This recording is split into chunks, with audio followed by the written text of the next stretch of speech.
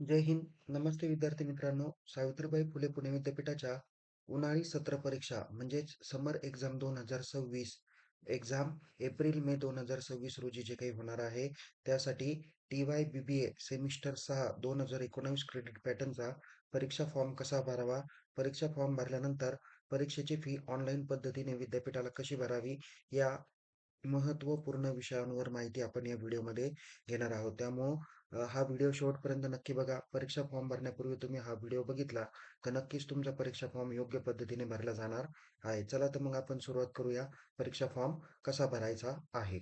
परीक्षा फॉर्म भरण्यासाठी तुम्ही सगळ्यात प्रथम unipuणे.ac.in या ऑफिशियल होम पेजला जा. तिथे गेल्यानंतर तिथे तुम्हाला एक्झाम सेक्शन दिसेल. या एक्झाम सेक्शनवरती क्लिक करा. थोडंसं स्क्रोल करा. इथे स्टुडंट सेक्शनमध्ये तुम्हाला एक्झाम फॉर्म ऑनलाईन दिसेल. त्या बटनावर क्लिक करा. खालती थोडंसं स्क्रोल करा. 1 ते 8 पद्धतीच्या लिंक दिसतील. कोणत्याही एखाद्या लिंकवर तुम्ही क्लिक करू शकता. क्लिक केल्यानंतर इथे एक्झाम फॉर्म डेट्स आहे, त्यावरती क्लिक करा. इथे ज्या ज्या अभ्यासक्रमाचे परीक्षा फॉर्म सुरू झालेले आहे, तर त्यांच्या परीक्षांचे किंवा कोर्सेसचे नावं दिलेली आहे. त्यांची start date, without late fee end date, with late fee end date दिलेली आहे आणि फाईन फी सह सुद्धा तुम्हाला डेट दिलेली आहे. तर कृपया तुम्ही या चार्टचा विचार करा. आता तुमचा जसा बी-बी-ए 19 पॅटर्नचा आहे, तर 28 मार्चला परीक्षा फॉर्म सुरू झाले. 6 एप्रिलपर्यंत तुम्ही विदाऊट लेट फी परीक्षा फॉर्म भरू शकता. लेट फीसह तुम्ही 8 एप्रिलपर्यंत फॉर्म भरू शकता आणि फाईन फी म्हणजे सुपर फीसह तुम्ही 10 एप्रिलपर्यंत फॉर्म भरू शकता. 10 एप्रिल नंतर म्हणजे आजच्या डेटनुसार 10 एप्रिल ही एंड डेट आहे. त्याच्यानंतर तुम्हाला परीक्षा फॉर्म भरता येणार नाहीये. ओके. सो इथे आपण पुन्हा बॅकला येऊया. इथे प्रोसीड टू लॉगिन बटन दिसेल, त्या बटनावर क्लिक करा. लॉगिन बटनावर क्लिक केल्यानंतर इथे लेफ्ट साईडला तुम्हाला home, student, create account, login, college login, admin login अशा पद्धतीचा टॅब दिलेला आहे. तर तुम्ही विद्यार्थी आहात म्हणून इथे स्टुडंटमध्ये तुम्हाला लॉगिन बटनावर क्लिक करायचं आहे. ओके. लॉगिन बटनावर क्लिक केल्यानंतर इथे लॉगिन बाय म्हणून ऑप्शन आहे. इथे मेल आयडी किंवा मोबाईल नंबर दोन्हीपैकी एक ऑप्शन तुम्ही सिलेक्ट करू शकता. जसं की आपण मोबाईल नंबर घेऊया. मोबाईल नंबर घेतल्यानंतर या ठिकाणी इथे मोबाईल नंबर एंटर करायचा आहे. परीक्षा फॉर्मचा पासवर्ड एंटर करायचा आहे. इथे जो काही कॅप्चा तुम्हाला दाखवत आहे, तो कॅप्चा एंटर करायचा आणि लॉग इन करायचा आहे. आता काही विद्यार्थ्यांना इथे माहितीच नाही की log in by mobile number म्हणजे नेमकी कोणता मोबाईल नंबर. तर तुम्ही या अगोदरच्या सेमिस्टरला जो काही परीक्षा फॉर्म भरला, त्यामध्ये यूज केलेला ईमेल आयडी आणि मोबाईल नंबर जो ऑलरेडी मागच्या सेमिस्टरच्या परीक्षा फॉर्मवर मेन्शन केलेला आहे, तर तो या ठिकाणी काय करायचा आहे, टाकायचा आहे. आता कधी-कधी काही विद्यार्थ्यांना प्रॉब्लेम असा येतो की मोबाईल नंबर बदलला, ओके, किंवा पहिल्या याला ओ-टी-पी येत नाही. व्हॉटएव्हर काही रिझन असेल, तुम्हाला मोबाईल नंबर चेंज करायचा असेल तर कॉलेजकडे संपर्क करा. कॉलेजवाले या लॉग इनला जाऊन तिथे तुमचा ईमेल आयडी आणि मोबाईल नंबर चेंज करू शकता. मी माझ्या YouTube चॅनलला ईमेल आयडी आणि मोबाईल नंबर कशा पद्धतीने चेंज करायचा त्याची माहिती दिलेली आहे. तुम्हाला कदाचित या व्हिडिओच्या डिस्क्रिप्शन बॉक्समध्येही तो व्हिडिओ तुम्हाला बघायला भेटेल. त्या पद्धतीने तुम्ही तो व्हिडिओ बघा. त्या पद्धतीने तुम्ही तुमचा मेल आयडी, मोबाईल नंबर पण चेंज करू शकता. ओके. आता कदाचित काही विद्यार्थ्यांना मेल आयडी पण माहिती आहे, मोबाईल नंबर पण माहिती आहे, पण पासवर्ड माहिती नाही. त्याकरता इथे फॉरगेट पासवर्ड म्हणून ऑप्शन आहे. त्या बटनावर क्लिक करा. तिथे तुमचं नॅशनॅलिटी इंडियन सिलेक्ट करा. मोबाईल नंबर एंटर करा. ओ-टी-पी तुमच्या मेल आयडी आणि मोबाईल नंबरला जाईल. दोन्हीपैकी एक ओ-टी-पी टाका. नवीन पासवर्ड रिसेट करा आणि लॉग इन करा. लॉग इन केल्यानंतर पुन्हा इथे मेल आयडी, आता क्रिएट केलेला पासवर्ड तुम्ही तो टाका. इथला कॅप्चा आहे तो टाका आणि लॉग इन करा. ओके. या पद्धतीने तुम्हाला लॉग इनची प्रोसेस करायची आहे. आता लॉग इन झाल्यानंतर तुम्हाला या पद्धतीचा डॅशबोर्ड तुम्हाला समोर बघायला भेटेल. इथे तुम्ही बी-बी-एचा कोर्स आहे म्हणून इथे पॅटर्न नेम इथे बी-बी-ए आलेला आहे. कॉलेजचा पण कोड, स्टुडंट नेम, बाकीची सर्व डिटेल्स आहे. इथे ॲक्शन कॉलम तुम्हाला दिसेल. यामध्ये तुम्हाला एक्झाम फॉर्म या नावाचा टॅब दिसणार आहे. या एक्झाम फॉर्म बटनावर काय करा, क्लिक करा. या बटनावर क्लिक केल्यानंतर इथे प्रोसीड म्हणून ऑप्शन दिसेल. या प्रोसीड बटनावर क्लिक करा. नंतर ऑनलाईन एक्झाम फॉर्म डॅशबोर्डमध्ये क्रिएट न्यू ॲप्लिकेशन या बटनावर आपल्याला क्लिक करायचे आहे. इथे स्टुडंटची बेसिक इन्फॉर्मेशन तुम्हाला दिसून येणार आहे. खालती स्क्रोल करा. इथे तुम्हाला नेक्स्ट आणि कॅन्सल असे 2 ऑप्शन दिसतील. तर नेक्स्ट बटनावर क्लिक करा. ओके. नेक्स्ट बटनावर क्लिक केल्यानंतर इथे तुमचे सर्व सब्जेक्ट दिसणार आहे. बी-बी-एला पहिल्या सेमिस्टरला किती सब्जेक्ट आहे? 6 सब्जेक्ट, सॉरी 6व्या सेमिस्टरला किती सब्जेक्ट आहे? 6 सब्जेक्ट आहे आणि इथे त्यांचे क्रेडिट दाखवलेले आहे. 3 1 3 2 6, नंतर 6 आणि 6 12, 12 आणि 6 18, 18 आणि 4 22. तुम्हाला प्रत्येक सेमिस्टरला 22 क्रेडिट असतात.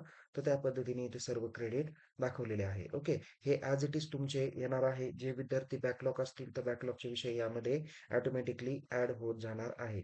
काही विद्यार्थ्यांनी जर का एखादा विद्यार्थी 5व्या सेमिस्टरला एखाद्या विषयात कमी मार्क पडले, तर तो विषय आता तुम्हाला या ठिकाणी इथे दिसून येणार. ज्या विषयात फेल झाला तो विषय. तर जर तुम्ही फोटोकॉपीला अप्लाय केला असेल, बट फोटोकॉपी अद्याप आली नाही, रिव्हॅल्युएशन झालं नाही, तरी तुम्ही तो विषय आता सिलेक्ट करा.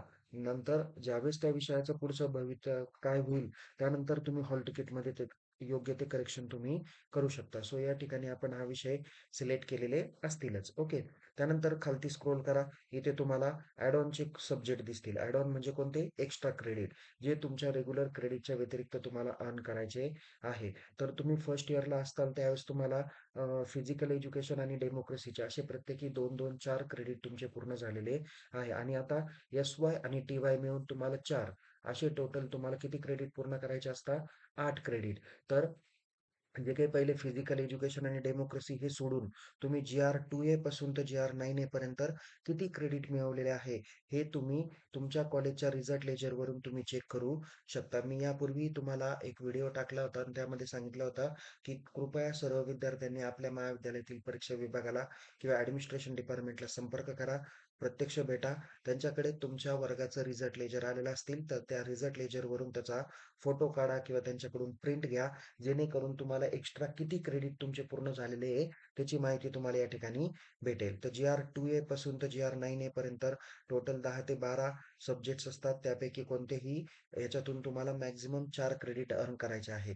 इथे क्रेडिटच्या कॉलमला तुम्हाला कोणत्या विषयाला किती क्रेडिट आहे त्याची माहिती दिलेली आहे. तर तुम्हाला एस-वाय आणि टी-वाय मिळून किमान 4 क्रेडिट मिळवायचे आहे. आता या स्टुडंटला वाटलं की मी यापैकी ऑलरेडी मिळवलेले आहे आणि मी याच्यामध्ये आता कुठेही पार्टिसिपेट नाही आणि ऑलरेडी 4 क्रेडिट त्यांनी एस-वाय आणि टी-वाय मिळून मिळवलेले असतील, तर आता सिलेक्ट करण्याची आवश्यकता नाही. पण जर का मिळवलेले नसतील, तर तुम्हाला या ठिकाणी तेवढे क्रेडिट मिळवायचे आहे.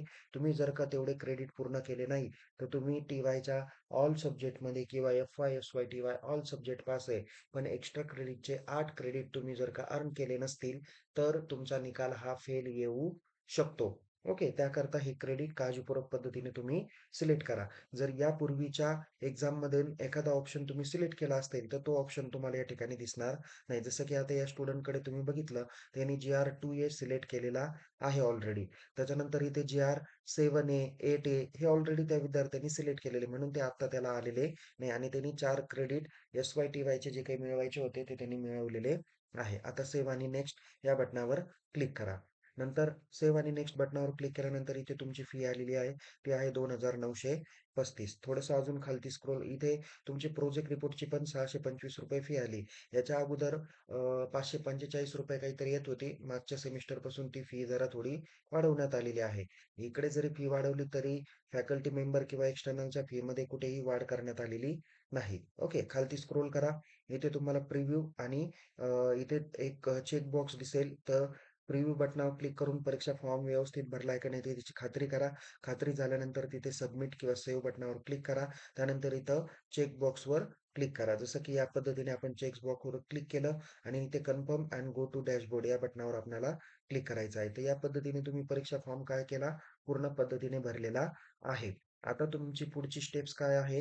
तर या ठिकाणी बघा ऑनलाईन एक्झाम फॉर्म डॅशबोर्डला तुमचा ॲप्लिकेशन आयडी दिसेल, तुमचा कोर्स नेम दिसेल, ॲप्लिकेशन स्टेटस कंप्लीट दिसेल, inward status pending at college दिसेल, चलन स्टेटस अनपेड दिसेल आणि इथं प्रिंट प्रिव्ह्यू बटनावर क्लिक करू शकता. प्रिंट किंवा पेमेंट बटनावर इथं पे ऑनलाईन हे जे काही रेड कलरमध्ये दाखवत आहे, यामध्ये ते इनव्हिजिबल आहे. त्याच्यावर तुम्ही क्लिक करून पेमेंट करू शकत नाही. आता तुम्ही काय करायचं आहे, इथं प्रिंट प्रिव्ह्यू बटन दिलेलं आहे, त्या बटनावर क्लिक करा. त्याची 2 पानाची एक PDF डाउनलोड होईल. ती डाउनलोड करा. ते ते काय करा, कॉलेजमध्ये जा. तुमच्या संबंधित शिक्षकांकडून, प्राध्यापकांकडून तो फॉर्म चेक करून घ्या. फॉर्म बरोबर आहे याची खात्री पटल्यानंतर ॲडमिनिस्ट्रेशन डिपार्टमेंट किंवा ऑफिसमध्ये जाऊन संबंधित व्यक्तीकडून तो फॉर्म काय करा, इन्व्हर्ट करा. तुम्ही तो फॉर्म इन्व्हर्ट केला.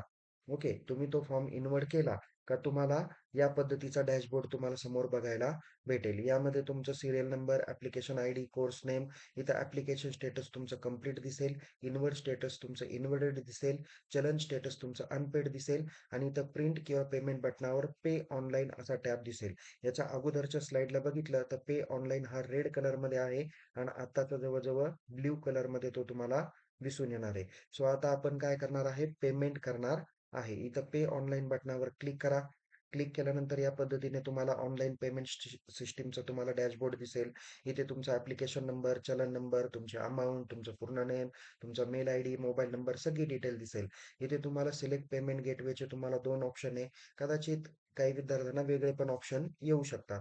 सो या ठिकाणी सिलेक्ट पेमेंट गेटवे बटनावर काय करा? क्लिक करा. तिथं बँक ऑफ महाराष्ट्र दिसेल किंवा ॲक्सिस बँक दिसेल. दोघांपैकी एक ऑप्शन तुम्ही सिलेक्ट करा. जसं की मी या ठिकाणी बँक ऑफ महाराष्ट्र हे ऑप्शन सिलेक्ट केलेलं आहे. या बटनावर क्लिक करा. क्लिक केल्यानंतर इथे प्रोसीड फॉर पेमेंट बटन दिसेल त्या बटनावर क्लिक करा. आता पेमेंट करण्यासाठी तुम्हाला या पद्धतीचं ऑप्शन आहे, की पेमेंटच्या मेथड तुम्हाला जवळ-जवळ 4 ते 5 मेथड आहे.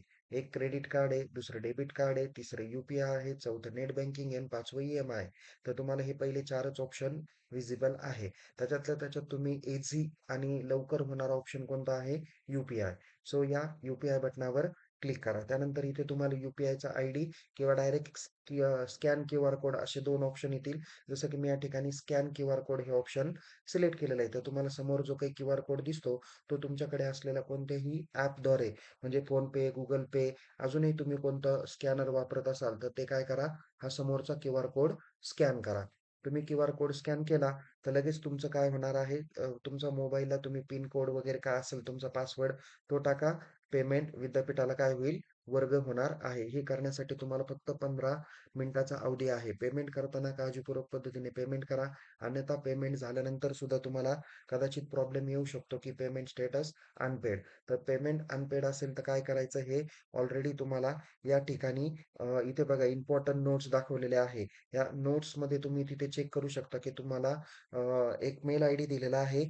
त्या मेल आयडीवर तुम्हाला मेल करायचा आहे. तुम्हाला म्हणजे तुम्ही महाविद्यालयातील परीक्षा विभागाला किंवा ॲडमिनिस्ट्रेशन डिपार्टमेंटला भरा. त्यांना तुम्ही पेमेंट केल्याचा प्रूफ दाखवा आणि तुमचा ॲप्लिकेशन आयडी किंवा प्रिंट प्रिव्ह्यूची बटन हे जे काही प्रिंटआउट आहे, त्या 2 गोष्टी तुम्ही त्यांना वेब मेलवरून त्या संबंधित मेलवर मेल करा. त्याच्यामध्ये लिहा, की तुमचं पूर्ण नाव, तुमचा पी-आर-एन नंबर, तुमचं हे आता पेमेंट केल्याचं काही यू-टी-आर किंवा व्हॉटएव्हर काही नंबर असेल, तर तो नंबर रेफरन्स द्या. विद्यापीठ त्याची शहानिशा करेल आणि मग तुम्हाला पेमेंट स्टेटस डन करून देणार आहे. आता या विद्यार्थ्यांनी क्यूआर कोड स्कॅन केलेला आहे, त्याचे पेमेंट पेड केलेलं आहे. विद्यापीठाला पेमेंट पेड झाल्यानंतर तुम्हाला या पद्धतीचा डॅशबोर्ड दिसून येतो. एक आहे सीरियल नंबर, दुसरा ॲप्लिकेशन आयडी, तिसरा कोर्स नेम, चौथा आहे application status complete, inverted status inverted, चलन स्टेटस पेड आणि त्यानंतर इथे प्रिंट किंवा पेमेंटमध्ये तुम्हाला एक्झाम फॉर्मची ॲज वेल ॲज केलेल्या पेमेंटची सुद्धा प्रिंट भेटणार आहे. या प्रिंट बटनावर काय करा? क्लिक करा. क्लिक केल्यानंतर तुम्हाला 3 पानाचा परीक्षा फॉर्म जनरेट होणार आहे. तर त्यापैकी हा जो तिसरा जो काही पेज आहे, त्या पेजची प्रिंट आउट किंवा संबंधित एक्झाम फॉर्म आणि हे पेमेंट स्टेटस जे काही आहे किंवा पेमेंटची रिसिप्ट आहे, याची प्रिंट काढा आणि कॉलेजकडे काय करा? सबमिट करा. हा तुमचा पेमेंट केल्याचा पुरावा आहे. ते कॉलेज तुमचं जशा पद्धतीने प्रोसेस करेल ती बघा. आम्ही तर विद्यार्थ्यांना सांगतो, की काय करा? पेमेंट केल्यानंतर त्याची प्रिंट आउट काढा आणि ती तुमच्या वर्ग शिक्षकाकडे देऊन टाका. जेणेकरून त्यांनाही रेफरन्स भेटेल, की आपल्या वर्गातल्या किती विद्यार्थ्यांनी परीक्षा फॉर्म भरले, किती विद्यार्थी परीक्षा फॉर्म भरायचं बाकी राहिलेलं. त्याची पूर्ण माहिती त्या विद्यार्थ्यांना ॲज वेल ॲज महाविद्यालयाच्या क्लास टीचर जे काही संबंधित वर्गाचे असतील त्यांना पण ती भेटून जाणार आहे. ओके. तर या पद्धतीने तुम्ही काय करा विद्यार्थी मित्रांनो, परीक्षा फॉर्म भरा. परीक्षा फॉर्म भरल्यानंतर दिलेल्या मुदतीच्या आतच तो परीक्षा फॉर्म महाविद्यालयातून इन्व्हर्ट करा. त्याची ऑनलाईन फी भरा आणि त्याची एक कॉपी तुमच्याकडे ठेवायला विसरू नका. लवकरच तुमचे प्रॅक्टिकल एक्झाम चालू होणार आहे आणि विद्यापीठाची परीक्षा पण तुमची दिलेल्या मुदतीतच होणार आहे. तुम्हाला यापूर्वी अगोदरच व्हिडिओ केलेले आहे, की तुमची परीक्षा कधी होणार आहे, प्रॅक्टिकल एक्झाम कधी होणार आहे. त्यामुळे आपल्या YouTube चॅनलला सबस्क्राईब करा. Telegram चॅनलमध्ये सहभागी व्हा. लिंक डिस्क्रिप्शन बॉक्समध्ये दिलेलं आहे. तर डिस्क्रिप्शन बॉक्समधील लिंकला तुम्ही काळजीपूर्वक पद्धतीने काय करा? चेक करा. त्यामध्ये वेगवेगळ्या व्हिडिओ दिल्या, त्या व्हिडिओ बघा. परीक्षा फॉर्म भरण्यासंदर्भात काही अडचण येत असेल, तुमचा काही मेजॉरिटी इश्यू असेल, तर निश्चित तुम्ही मला काय करा, चॅट बॉक्समध्ये मेन्शन करा. तुमचा मेजॉरिटी प्रॉब्लेम असेल, तर त्या संदर्भात व्हिडिओ किंवा टेलिग्रामच्या मेसेजद्वारे तुमच्यापर्यंत पोहोच करण्याचं काम करेल. पण आपला व्हिडिओ नक्की बघा. येणाऱ्या पुढच्या काळामध्ये तुमच्यासाठी काही महत्त्वाचे व्हिडिओ घेऊन येणार आहे. त्यामुळं निश्चितच YouTube चॅनलला सबस्क्राईब करा आणि टेलिग्राम चॅनलमध्ये सहभागी व्हा. Take care. जय हिंद. धन्यवाद.